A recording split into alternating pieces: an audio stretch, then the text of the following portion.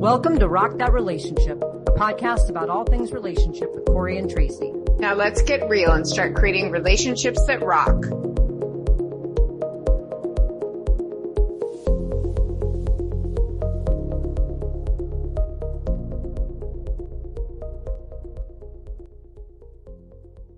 Welcome to episode 10 of Rock That Relationship with Corey and Tracy. We're excited today to bring you our last episode of season 1 called Living the 8 Lessons. So tune in, listen up, and hear how we bring this all full circle. All right. Well, we are so excited to have 2 guests on with us today. Actually, neighbors, friends, new friends of mine, that live not too far away from me. And I got to meet them actually when I was out on my morning walks. And so we have been able to connect over the last about a year and a half or so. So, we've got Joan and Katie on, and they're going to, give us a chance to hear a little bit about their perspectives on the 8 different topics that we've talked about. So I'm going to turn it over to both of them and have them introduce themselves. Tell us a little bit about who they are. Hello, I'm Joan. I'm Katie. And Joan will probably be doing a lot of the talking because I'm the extrovert and Katie, introvert. So we've been together for 25 years, which is probably why we're really on this podcast. An extrovert and an introvert successfully managing 25 years together is not necessarily easy, but I think we met in our 40s through some friends in Minneapolis, and I think that helps a lot because we had already been through a lot of relationships, and we pretty much knew who we were as people and what we wanted, and old enough to say, hey, we're good if we're not together. I don't know. I only help. But I just want to also say that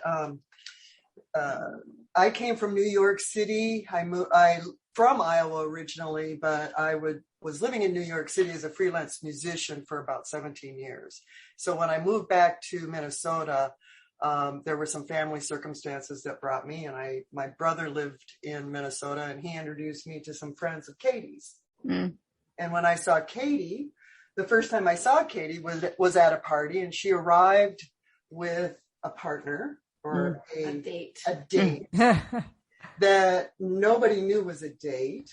Yes. Oh, everybody knew was a date. It was the second time I saw you that you were with the same woman that you weren't together, which was at a Halloween party. And what was the theme?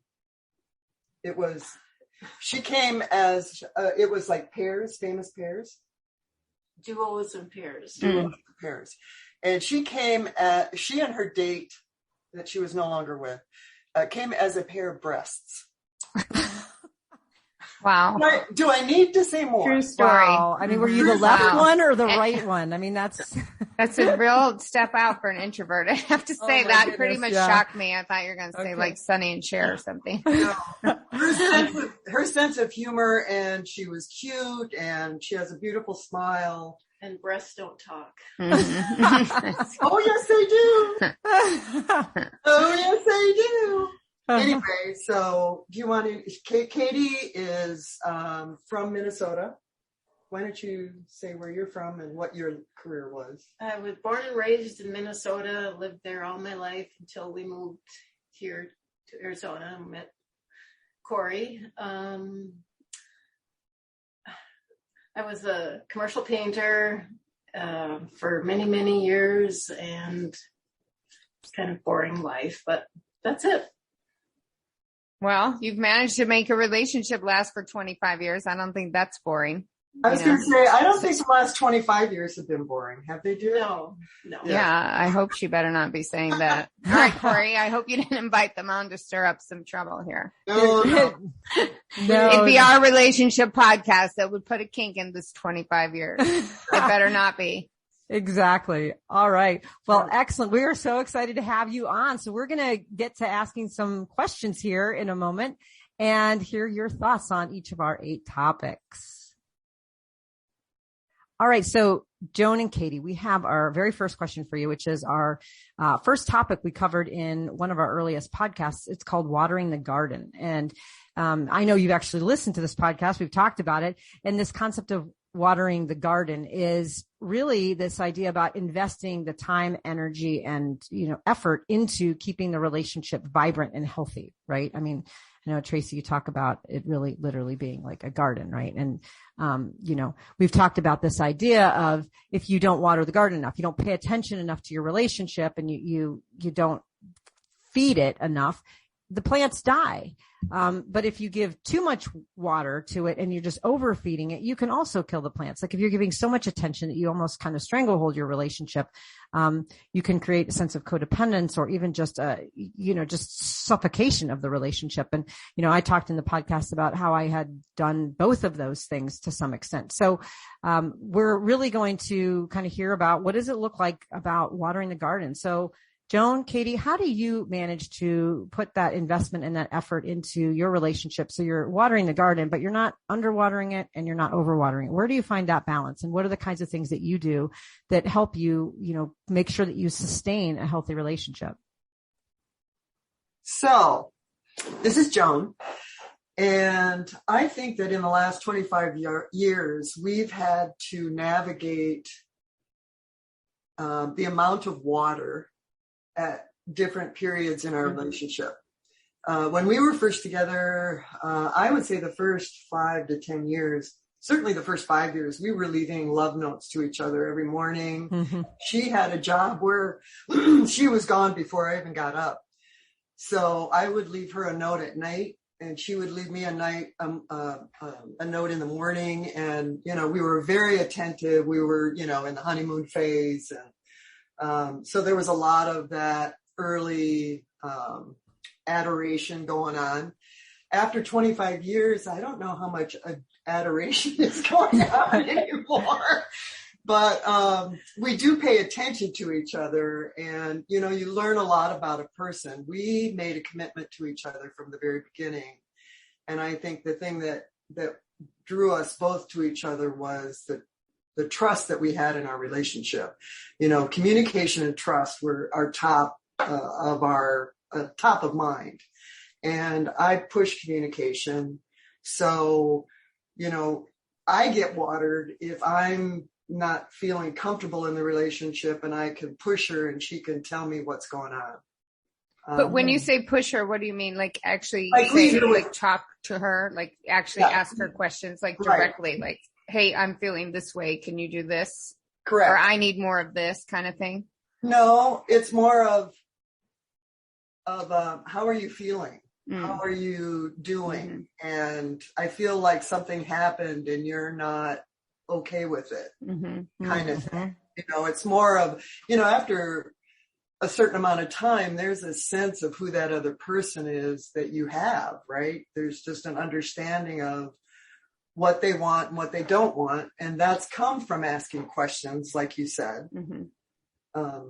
Katie, do you like for her to ask you that stuff or do you, I need her to. Mm-hmm. She tells me everything. She does what's on her mind and somehow she knows when something's bothering me. Mm-hmm. I don't say it and I don't know. She just senses it and she'll say, what's wrong? Let's talk about it. And she just keeps at me until I'm able to express what I'm feeling.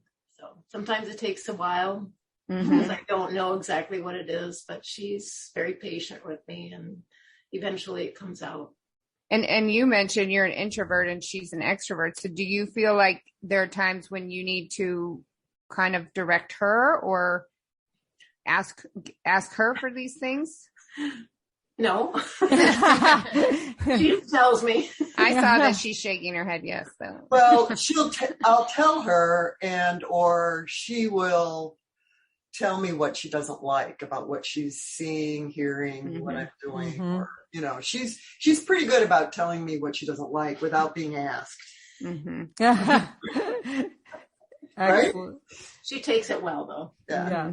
Well, because I trust her. I trust her opinion. I believe in her as an honest person. And, that those are all attributes I know we were both looking for. We're honest people, not afraid to talk about how you feel. No game playing. No. Did you list those things out when you first got together and say like, hey, I'm looking for this kind of person.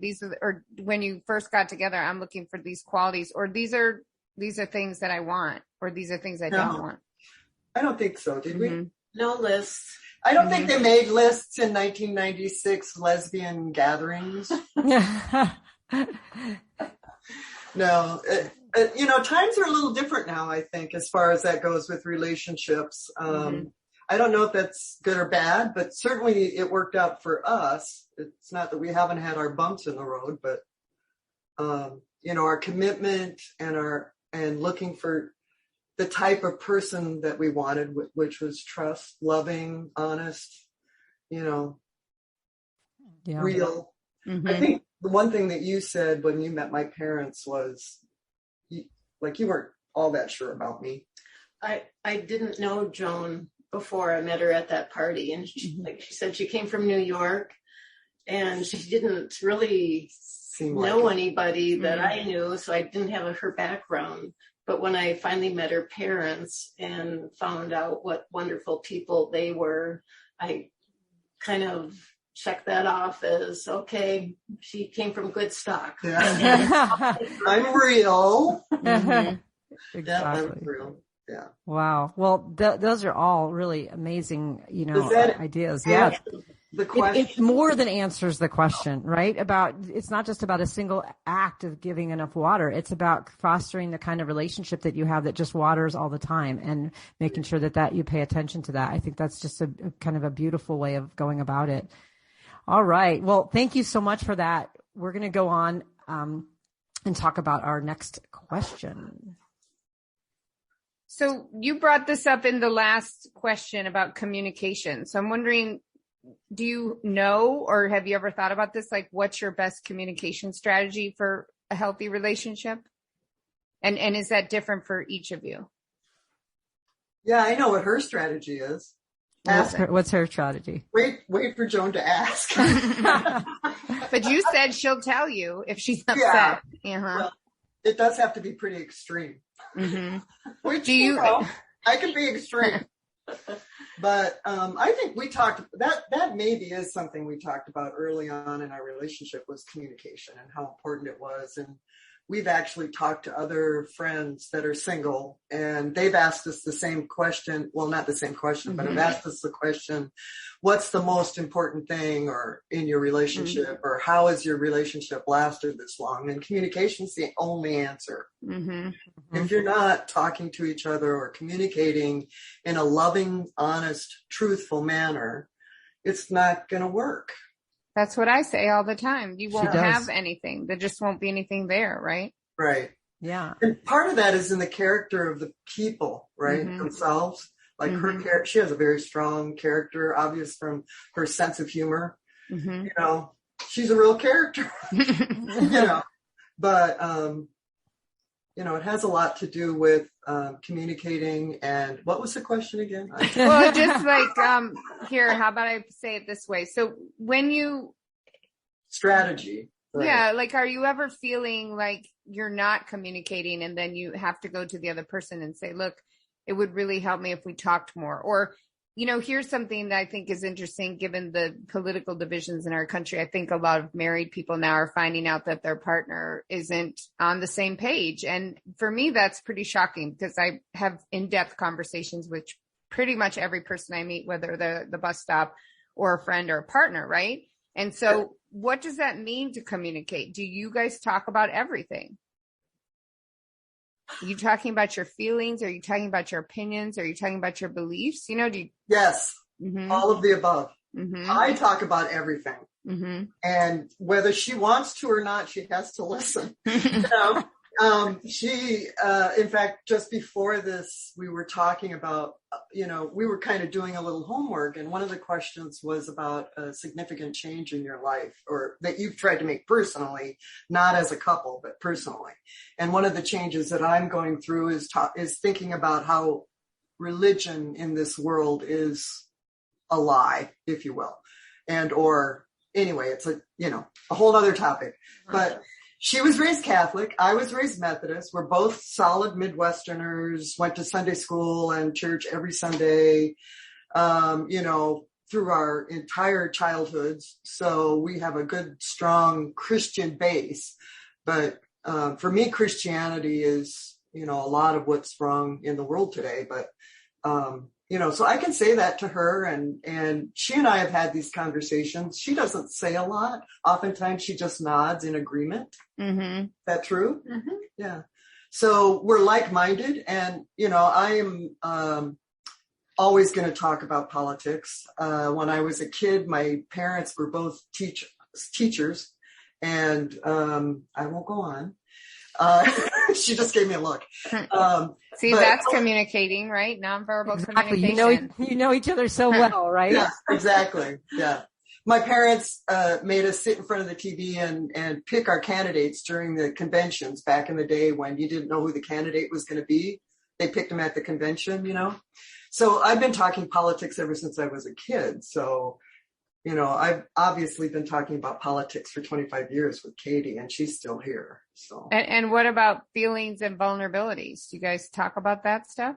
Yes. Or we is talk that about everything? Mm-hmm. Feelings and vulnerability. Vulnerability. Here's a vulnerability. When I moved back, life moves really fast. And I think this is another piece of being together for so long is, we've both lost family together. We've both moved together 3 times, bought houses together 3 times. So there's a lot of emotion in that and a lot of stress in that. And so you do have to talk and share what's in your gut when those things happen. And if you don't, that's trouble. You think it puts distance between the two of you when you don't, right? Right. Yeah, absolutely. And I had a point in my life when we were together where I was drinking way too much. And so that was a problem. So she confronted me with it. And, that was as we'll see later on, that was an orange line. Right.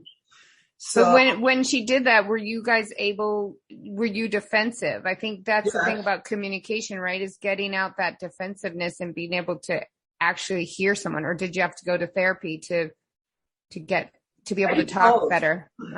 I did both. I was defensive and I went to therapy. To become undefensive? Yes. To become undefensive and to understand and to realize she was right. She was absolutely right. And she helped me be a better person. And that's certainly something that I appreciate in a life partner. Somebody that's going to make me a better person. Or help I'm going to cry now. I'm going to cry. Help me be a better person. Aww. That's very sweet, and I think that's the thing about relationships. A friend posted a question today. If you knew you were dying in a year, would you tell anybody? And all the other people said no. And I said, yes, I'd tell everybody. I would tell everybody, because that's where you're going to get your deepest connection and your deepest, when people are vulnerable, when that time is limited, you're going to really dig deep. And that's where we connect with others, which is my entire life's goal, is to connect with other people. I don't care about money. I don't care about clothes or looks or whatever. Just, I want that connection. And you guys really have it. All right. So I have another question for you. And, this really hits home with me. It's kind of near and dear to the heart. Is this, the principles of law of attraction, manifesting, sort of drawing in that positive energy, kind of calling out, whether it's to the universe or just sort of this massive goal setting endeavor to say, here's what I'm looking for. Here's what I want, and creating that and bringing that to your life. And we have an entire episode on this and how Tracy and I have used this or thought about these principles in our relationships and is particularly even in dating. And so we're, really wondering if either of you have any experience in, kind of law of attraction, manifesting, if you've ever used it, or, how those principles might impact your relationship. Either together you've done something, you've manifested, like how you want your relationship to unfold, or maybe individually you've done some work in this area. Katie, would you like to answer that question? Go ahead, Joan. Well, as we mentioned earlier, we both were in our 40s when we met. And so we were pretty well-formed humans by our 40s. I know for myself, I do a lot of self-reflection. And so in the 70s or the 80s, we called it the power of positive thinking, I think. Mm-hmm. So that's always been sort of a mantra for me. I always try to think positively, and I've always been rewarded with really fun things and great people in my life. Mm-hmm. So I think that's the principle of the law of attraction. Manifesting, I would think I have, but on a personal basis, just not I think in a relationship form. That's what I was saying a little bit earlier, that I was starting to think about, loving myself, living with myself, being with myself, if it was meant to be that way, loving, being honest, being truthful with myself, made me realize that's what I wanted. When I found Katie, I wanted somebody, the more I think about it, I wanted somebody that was honest, truthful, and loving, and it manifested, right? Mm-hmm. But it wasn't for me purposeful as it sounds. Mm-hmm. Right? It was just the way that I was as a person. And I believe that Katie is that same type of person, even though she's more introverted. She, the people that you went through in your relationships, they weren't the people that you ended up with. So there had to have been something in those relationships that weren't what you needed and wanted as who you were and wanted to be as Katie. Do you think you formed then after those relationships, like an idea in your mind of what more you wanted, like more concrete, like, oh, this, each time you learn something, like, okay, this is, I want this. Well, yeah, I did, I guess. I was very conscious about wanting somebody that I could trust. Mm-hmm. And I wanted someone that was loving. So yeah, of course I did. Yeah. Yeah, I was always with people that were more extroverts. They talked a lot, but they didn't really ask about my feelings. So when I met Joan, and she talked a lot, which was great because, of course, that's what I'm attracted to. Mm-hmm. And she was just a good person as I got to know her, just solid. And she made me talk, which I asked you how you felt, which hadn't happened before. So that was, I think, my law of attraction. Mm-hmm. Right. Well, sometimes it sounds like sometimes you know what you need, but maybe it didn't articulate it until it shows up. And then you're like, wow, that is exactly what I always wanted and needed. It sounds kind of like that. Yep, exactly. Yeah. Well, wonderful. Do you do any manifesting or law of attraction work now in your relationship? Do you set intentions for your relationship or individually as you show up in your relationship? No. You manifested each other. You're here. You're good. Well, we pick vacations, experiences is what I'm trying. We pick experiences together. What do we want to experience together? Mm-hmm. And then, we've also, I'm sure we'll start talking about space too, but, we decide when it's time where individually we need space and we manifest those things. Yeah. But that all stems from our communications. Right. Sounds like everything's sort of interwoven. Is having that open communication. You're able to set some intentions together to be able to support each other. And then it just, kind of comes with this, those principles that you've been using for so long that they sound like in some ways they're just innate to what you do and how you act with each other. So, I think that's true, Corey. Yeah. Well, that's lovely. Love it. So thank you so much for sharing that with us and, with our listeners. This is particularly an interesting topic because not a lot of people or not as many people have heard of things like law of attraction and manifesting, but it's such an important, component of the way that we go about, our lives. And so I really love your insight. So here's something that I love to talk about, and it's kind of growth mindset and growing as a person. You've mentioned a couple times now that you guys met in your 40s and that you were already fully formed people. And I think that's great. And you're lucky that way. I think that for me, I didn't become that. I mean, I'm just becoming that way now, my 50s. I had a very traumatic upbringing. So it's taken me a long, long time to get here. And I'm wondering, so, what kind of learning or growth experience did you find most helpful to being able to show up as a committed and loving partner? That's a good question, Tracy. I have always been a person that continually looks inward, self-assesses. I was a project manager for a while. I looked at tests on how to interact, blah, blah, blah, all that kind of stuff. But asking questions is probably the thing that continues to help me grow. And asking questions to yourself? For myself, yeah. Asking questions to myself. And I think for Katie, she's not that type of person. But because she's with me, I force her to internalize because I ask her questions. And her answers are always really deep and interesting, but she doesn't know that.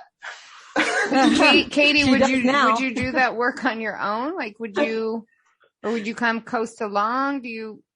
I just in the last year learned about growth mindset versus, I can't remember the other one because I don't even want to know about it. Yeah. Do you feel? I'm a coaster. I have no idea. And when you say you look into yourself and ask questions and then you said blah, blah, blah, but like, do you look at, are you doing self-assessment tests? Like, what's my, Myers-Briggs, Enneagram, that kind of stuff? Yeah, I used to do those. I don't do that anymore. But when I was younger, I did a lot of those kinds of things. And, a lot of it comes from family experience. Having two teachers, we asked a lot of questions all the time. We were around the table asking questions of each other all the time. How was your day was not a mundane question. It was a sincere question. And Katie's family wasn't like that. Katie's family didn't talk around the dinner table. There was a routine. That's how Katie grew up. It was in a routine within a very specific framework of how a family functioned. And not that I didn't, but her framework is just very, very different than mine was.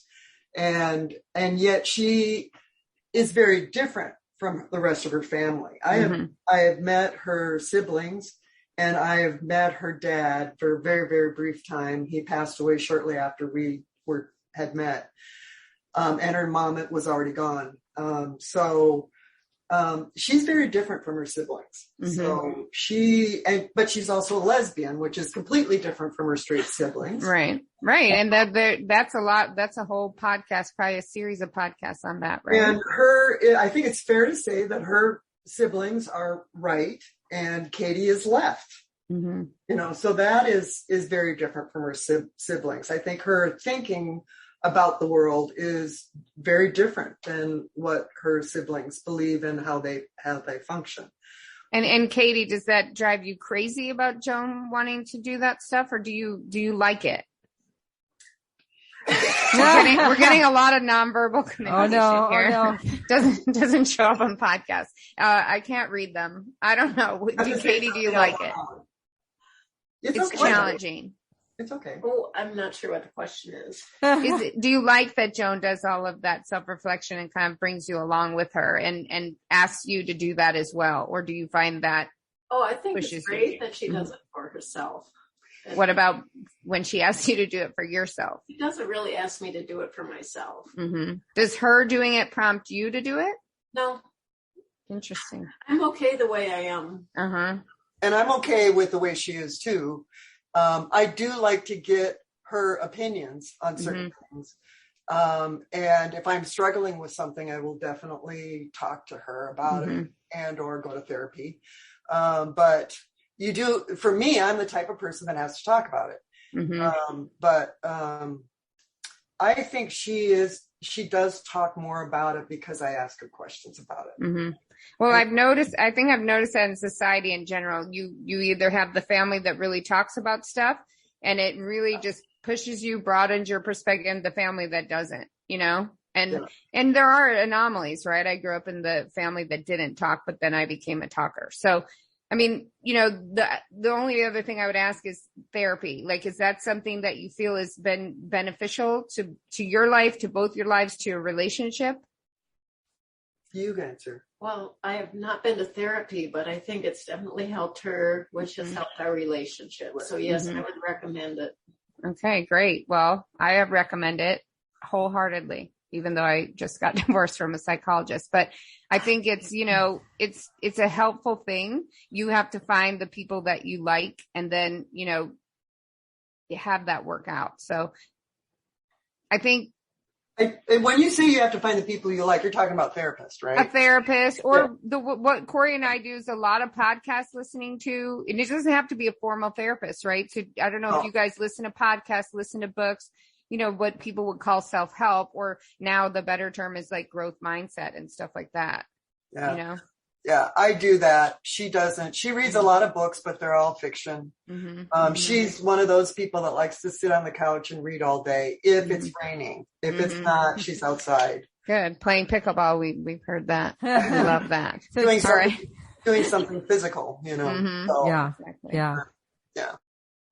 All right. Excellent. We're going to talk about this next question. I mean, you made some kind of allusion to it earlier in one of your questions, when you were talking about orange lines. And so to give our listeners a chance to kind of know a little bit about what that is, we're going to talk about the not the red lines. Like the red lines are those big things in relationships where if something were to happen, you say, I'm not staying. Like I'm out of here. It could be cheating. It could be, it could be gambling. I don't know. It could be any number of things. Everybody has their own red lines. And a lot of people are pretty clear about what those red lines are.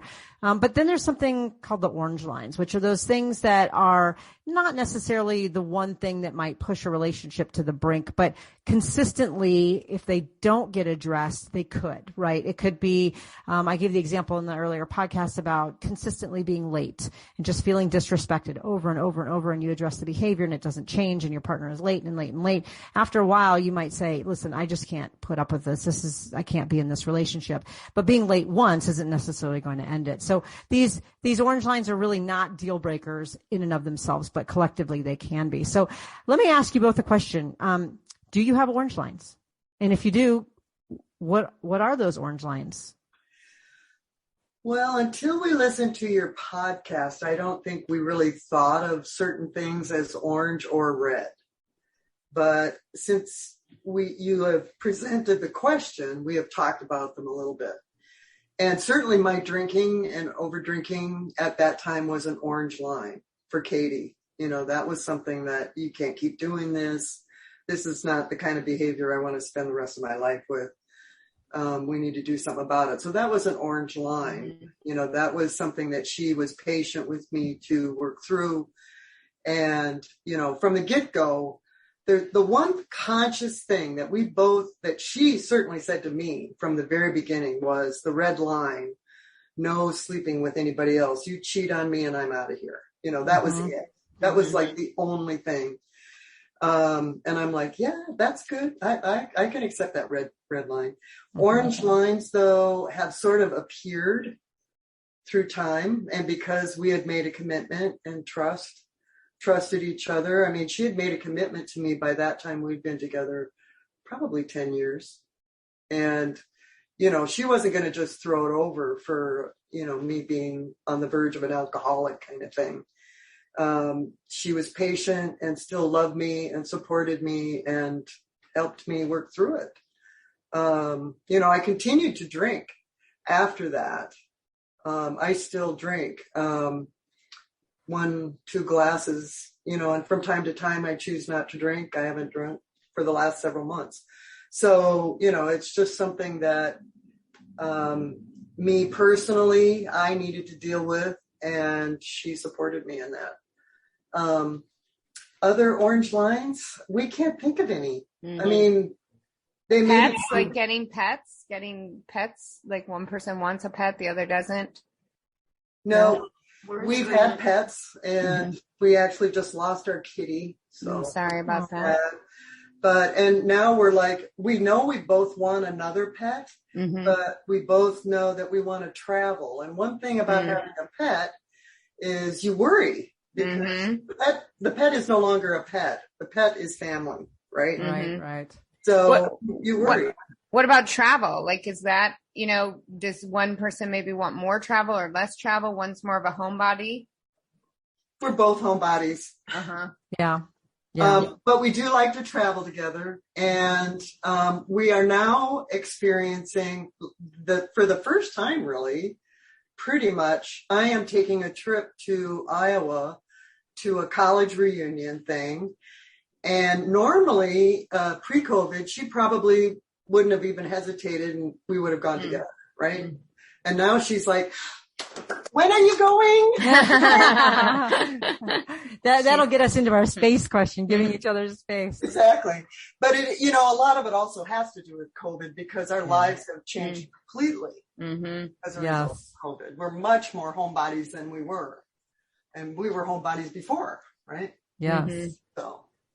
So, it sounds like we gave you a lot to think about by even posing the question, what are your orange lines? Because coming to the conclusion that you don't really have any orange lines right now is a pretty significant kind of undertaking. What was that like when you both realized, like, I don't think we have any orange lines? That was good. Yeah. It's a good feeling. Actually, I thought of another one. Lying is an orange line. Oh, well, yeah. Like there's sometimes lying's okay and sometimes it's not. Why?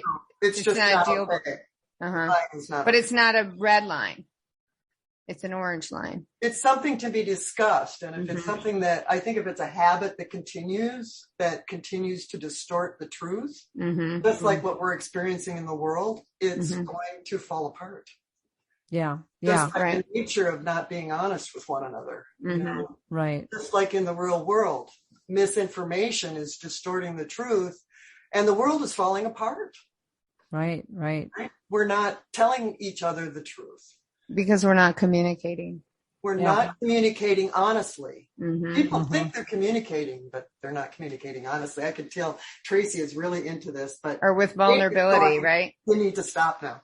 Wrap it up, Corey. All right. No, that's great. It's really nice to hear that you all had that conversation. And certainly, as we think about what are the red lines and the orange lines and where, and I think Tracy, with your question, where's that differentiation, right? When does something that's orange become a red line? All right. Well, thank you so much for your thoughts on that. We appreciate that.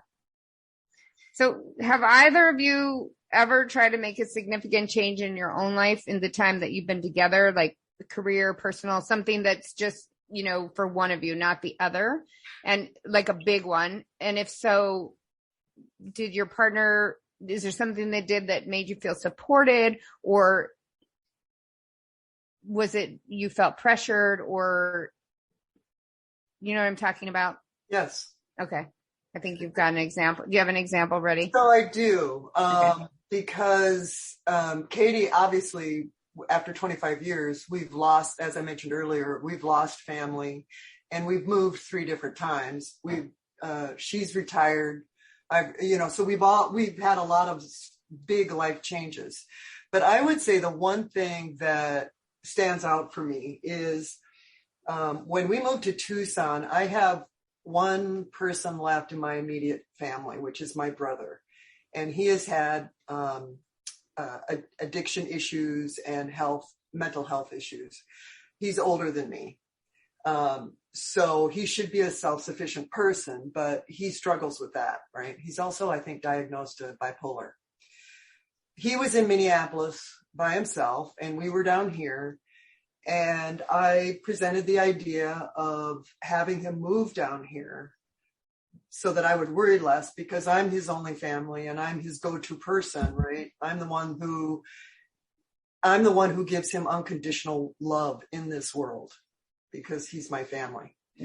And Katie supported moving him down here, and she is very supportive regardless of how bizarre things can be from time to time.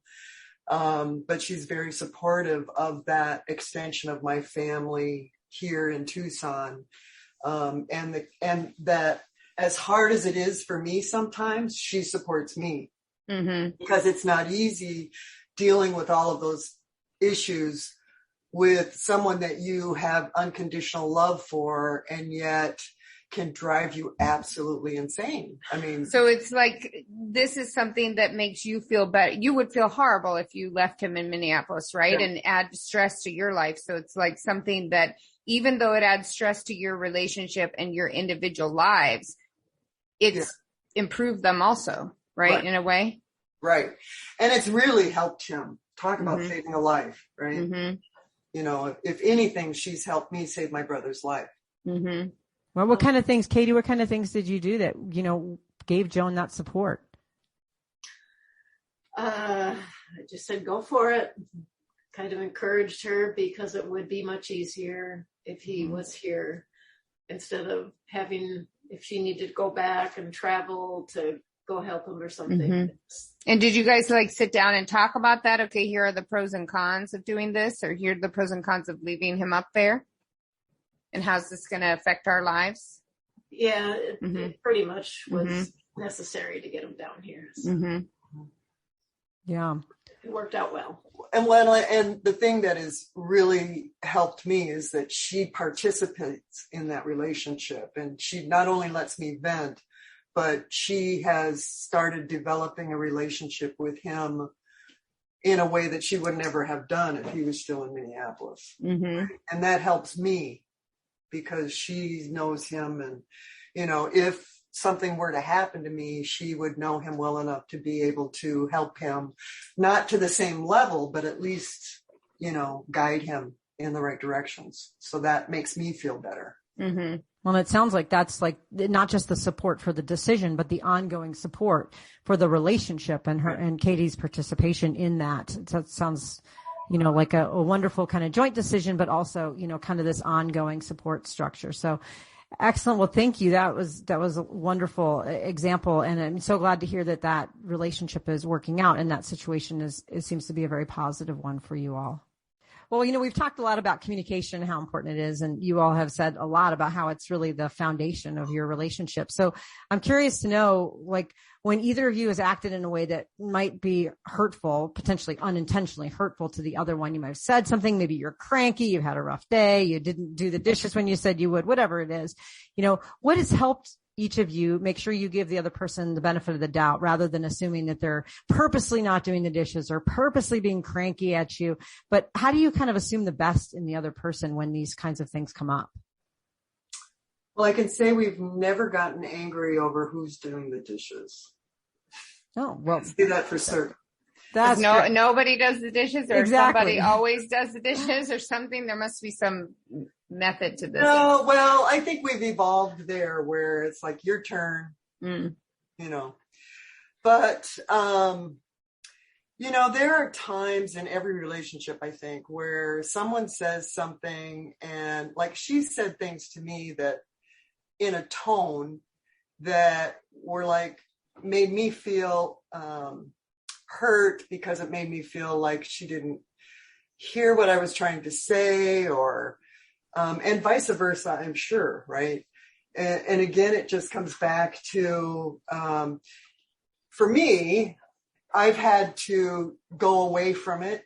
I have to think about why I'm feeling this way. What did I, you know, I don't usually start screaming back at her, like, why did you say that, or something like that. That's not how, to me, that's not mature.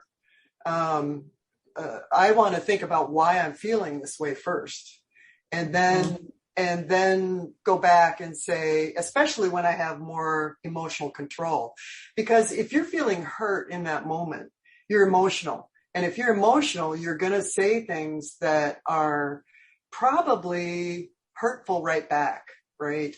Because you're well, emotional. Right. So for me, I need to, you know, again, self-reflect, think, why am I feeling hurt? What was it that she said, or how she said it? And what is it specifically that I feel, why I'm so hurt? And in those instances, I've always come back to you and said, you made me feel this way, that way, the other way when you said it.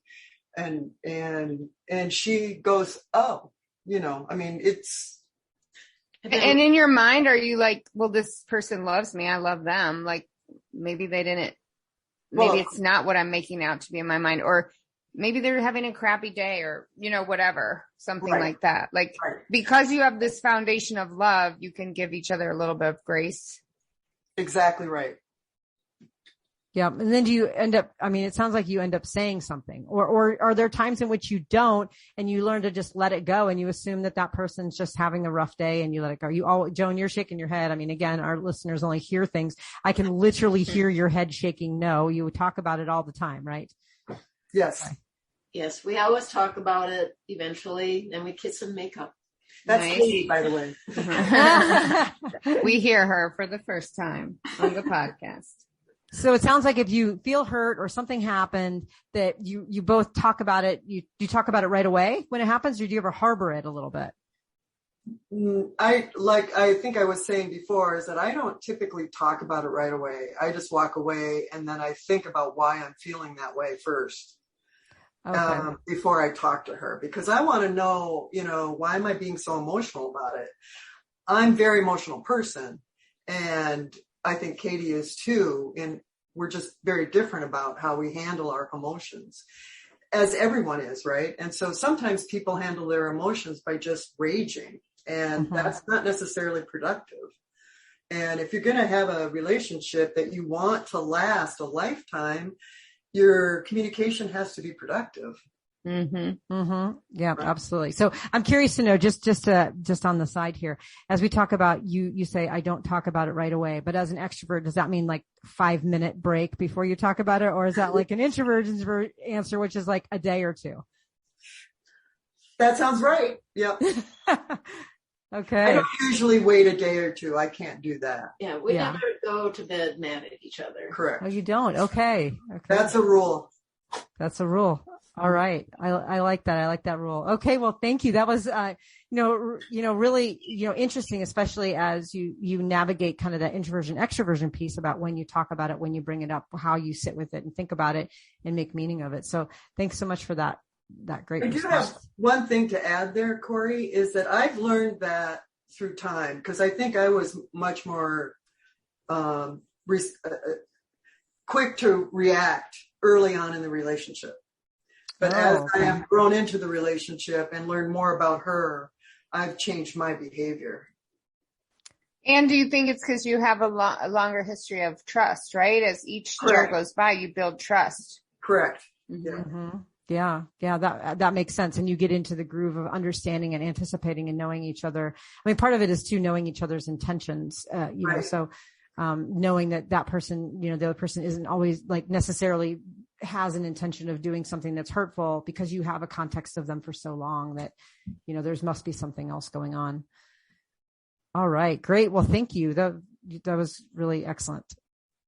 Okay. So this is our last question, and I have to admit it's the absolute most difficult thing for me to do, because I'm not into individual space, except when I want it. But, and my last relationship, I just want to be with the person all the time. I love that person so much. And then the previous one, it was more that I felt that the space that was needed was rejecting of me, but it wasn't. It was just she needed her space to read on the couch all day or relax, especially after she worked, So how do you balance having enough individual space, like doing things on your own, having your own hobbies and interests, or getting together with friends, versus your collective space, things that you do together?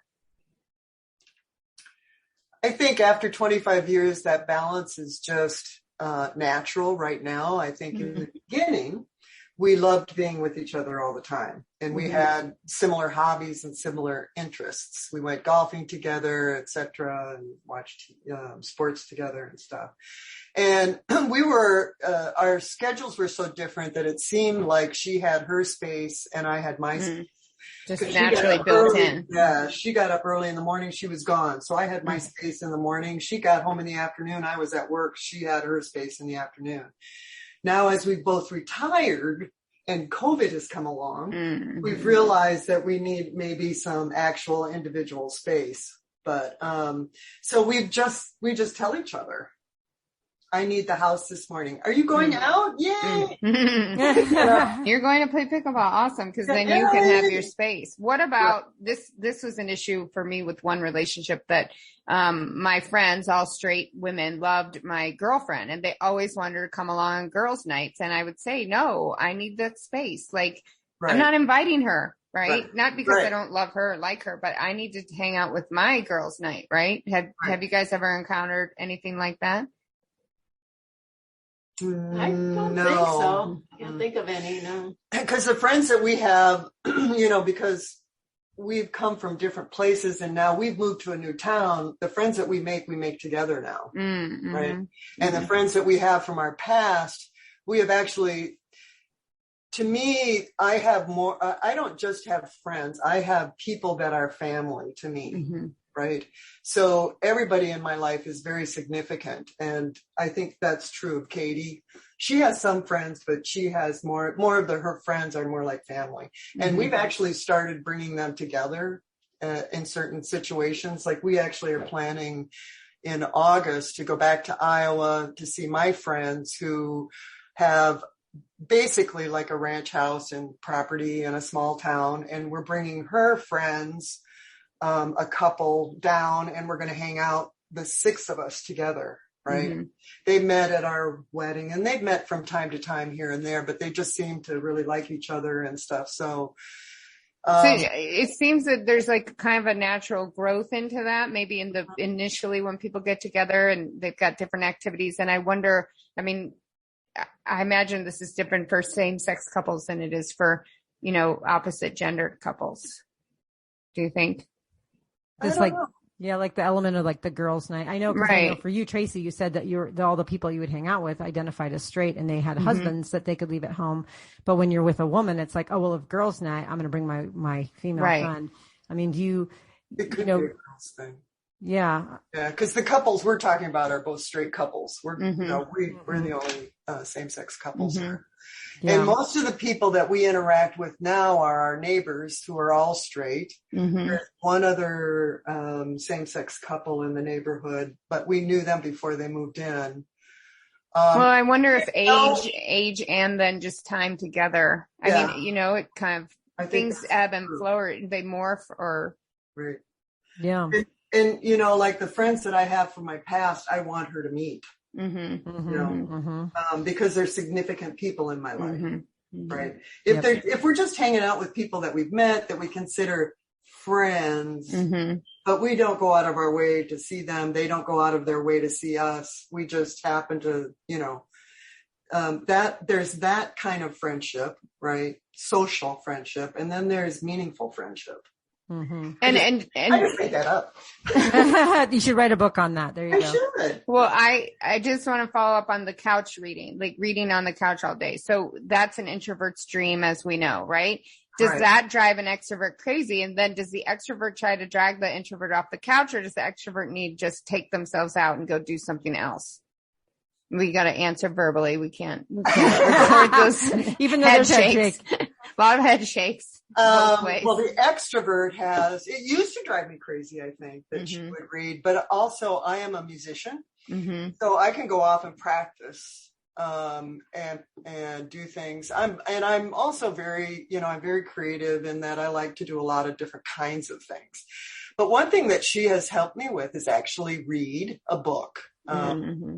I didn't used to like to read books. I still don't really like to read books because I read a lot, but I read a lot of more factual based mm-hmm. things. And she reads all fiction, but I read the Harry Potter series. It was awesome. I think I read it twice. Mm-hmm. But I typically it doesn't drive me crazy, I don't think. Anymore. Not anymore. Right. I found ways to cope with it. Yeah. Yeah. Well, let me ask. Oh, go ahead. I was going to say, let me ask you a question. I'm just curious. So for each of you, what is one thing that you love doing that doesn't necessarily include the other person? Like something that you really enjoy as you're alone. It's not necessarily alone time, but it could be time with other people doing something, like it could be pickleball or something. What is that one thing that you just love to do that's without each other? And then what is the one thing you absolutely love to do together? We love going to the movies together. We go to the movies. Before COVID, we used to go once a week regularly, on senior day. I love to golf. I've been golfing since I was in junior high. Mm-hmm. So I've golfed all my life. Katie learned to golf with her dad when she was younger and less physically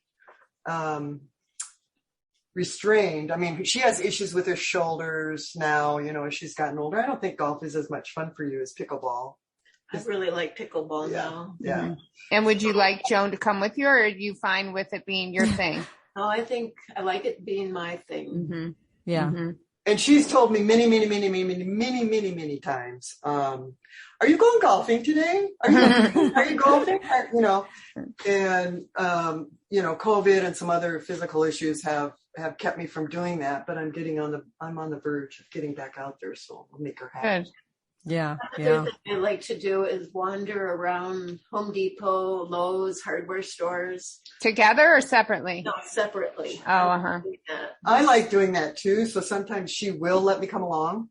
And other times you say, nope, not today. Right. Yeah, I'm like in and out. It's got to be under 10 minutes of any store? store. Any store on earth, groceries, clothes, whatever. No, meandering's good. No, okay. Extreme anxiety. Tracy, we have to review your lesbian card if you don't like to wander in a hardware store. Sorry, I'm not handy. We're going to revoke it. I've broken a No, stereotype. you don't have to be handy. I don't like tools. I don't like to be at a hardware store ever in my life. I've broken all stereotypes. This is the misinformation about hardware stores, okay? You should see what she brought me yesterday from a hardware store. She brought me football corn cob holders from the hardware store. They know their audience, I guess. That's true. That is exactly true. All right. Well, we are going to go ahead and wrap up. Those are all of our questions that we have for you today. But I do want to, I want to say a huge thank you to both of you for being on here, and not just the time that you took, but just the information you provided and your willingness to put yourselves out there. That is amazing. That is amazing. Right now, if I could describe it, Joan is hugging Katie and saying a big thank you. But I do want to leave us I want to leave with one question, and then, and I'm going to, from an extrovert standpoint, challenge Joan to keep this in one sentence or less. This is the challenge of the day. What is your one piece of advice to give to our listeners to say that you think has been a really important key to having a successful relationship? If you could, I know there's a lot of things that are important, but what is one thing you just want to emphasize today? I can't emphasize one without the other. Communication is the emphasis, but thank you. But the other is knowing yourself. Mm-hmm. Mm-hmm. Oh my God, those are my two main things. As you go into a relationship, if you don't know who you are, how do you know what you want in someone else? So if you have to know who you are and what you want when you go into a relationship, right? And then you have to be able to communicate with each other to find it. That was more than one sentence. It was so sorry. It was like 19 sentences. Okay. I don't know, Katie, I don't want to put you on the spot, but if you have anything you wanted to add, I wanted to make sure you had space to do that. Communication. Okay. Yes. That's it. Excellent. All right. Well, thank you both so much for being on with us. You're welcome. It was fun. Thank you, guys. Well, that was fun. Who would have thought that my neighbors down the street had so much amazing insight to offer. It's been so great to get to know Joan and Katie, and I was so appreciative of them being on here and sharing their thoughts. I don't know, Tracy, what you thought about their insight.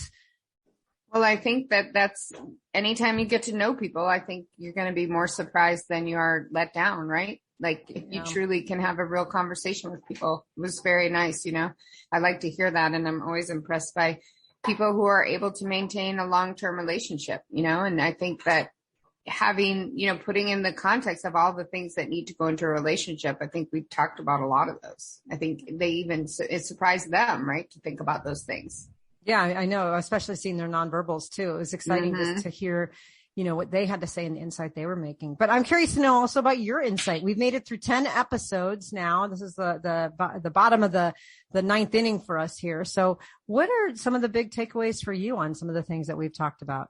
Just kind of that everything I thought was right. And, communication is so important, right? This just validates everything I've been thinking. Communication is crucial. And that growth work is super, super important. You just have to look at yourself. You have to look at the other person. You have to be able to talk about it. And you can use therapy. You can use, individual therapy, relationship therapy. You can use, like we do, podcasts, books, things like that. I mean, I've had a friend that's listened to an episode that said, it reminded her of all the things that she needs to think about in her relationship. So, and I hadn't thought of, maybe I'd thought of the orange lines, but not in those terms. And I think having it in contrast to the red lines, that there is, something, a bar lower than that really needs work. I mean, relationships are work, Corey. I mean, don't you think? Well, yeah, and that's the whole watering the garden, right? They're putting in that work. I mean, for me, there were certainly topics. I love talking about all these topics, especially because, these are things that I feel like in many ways I have messed up or not done as well as I could have in previous relationships, and the things I've learned and would like to do better moving forward. But some of the things really stood out to me, even having these ahas just in our conversations. Like I too really liked our discussion around the red lines and the orange lines, and going back and thinking about what really are my orange lines. What are those things that I want to make sure that, are in place moving forward with someone. And I also loved our conversation around the me, you, and us, and taking space and making sure that we have our individual identities and hobbies and interests and friends, but collectively have something strong. Because part of it too is that all of these go hand in hand, right? As you're talking about the personal growth helps you understand who you are so that you can then communicate better, so that you can also know when to ask for and take and give space, so that you can make the changes in your life that you want, but also help others with these changes and have these positive attitudes that bring in good energy. I mean, all of this stuff flows together in so many ways. And so for me, what I was thinking about really kind of the biggest thing was that there are so many ways to have a good, healthy relationship. And you and I have even differed on some of the approaches that we've taken that have either, both been unsuccessful, but in many ways, some things that really do work, and they've just been different. And I think for me, the biggest key is that whatever you're doing is to make sure that whatever is right is between you and your partner. So what might be right for the two of you might be a totally different way that other couples navigate what they're doing. And that part of that is communication. Part of that is just knowing yourself and knowing your partner and being able to talk about things as they come up and navigate that, so that your relationship is what you have agreed your relationship to be in terms of what you view to be healthy. And I think for me, and that goes for friendships, right? Friendships, sisterhood. I mean, sibling relationships, all of that. I mean, even you and I, when, we went to do this podcast and we sat down with somebody else to kind of define what we were doing, and the communication, we got off track and we were not hearing each other. Right. And so we walk that back a little bit and then say, okay, this is what I'm saying. This is what you're saying. And whatever relationship we're in, we have to put in that work. And rather than, walking away, I like to say, Corey, I want the relationship to continue. I want to put the work in. And I think not every single relationship is going to work. But I think a lot of people walk away too soon, even from friendship, even from sibling stuff, or they let things bother them too much or don't know how to communicate, and it's a tragedy. I do think it's a tragedy. I think it's a tragedy. It breaks my heart when I see family relationships don't work out. And when, love relationships don't work out, and friendships also, Yeah. Well, it's funny you say that. I read an article just this morning that said the 3 biggest regrets that people have when they're dying. And, the one we always talk about is, I wish I didn't work so much and I spent more time with loved ones. But the other ones really kind of caught me off guard. One is letting a petty disagreement last for so long that created a rift when it could have been resolved, and the other one had something to do with kind of, walking away or leaving early from something. But pretty much the essence was not investing in the relationships that mattered and letting them get, kind of get disconnected or completely cut off in general. And then now here you are at the end of your life saying, wow, I wish I had more time for my relationships. I wish I had that relationship back because I would have done it differently. Totally agree. Yes. Well, all right. Well, we are excited to have put together our very first season of Rock That Relationship, and we are going to be launching season 2 shortly. And so if you're interested, stay tuned to follow us on Twitter and follow us on pretty much any of our social media accounts, but really where you can access information about us is rockthatrelationship.com. You can find access to our podcast there, but you can also certainly find them on Apple and Spotify, and making sure that you keep up with all of the information that we need. Yeah. And on Apple, you can rate them. That will really help us if you rate our podcast, because if you love it, give us 5 stars. And if you don't love it, just don't rate us at all. Anything. Anyway. To yourself. Don't communicate. Exactly. In that case, Don't communicate to anybody about it. All right. Well, again, Tracy, it's been a pleasure to go through this journey. I'm looking forward to season 2 and many more seasons down the road. But in the meantime, everyone, go out there and rock those relationships.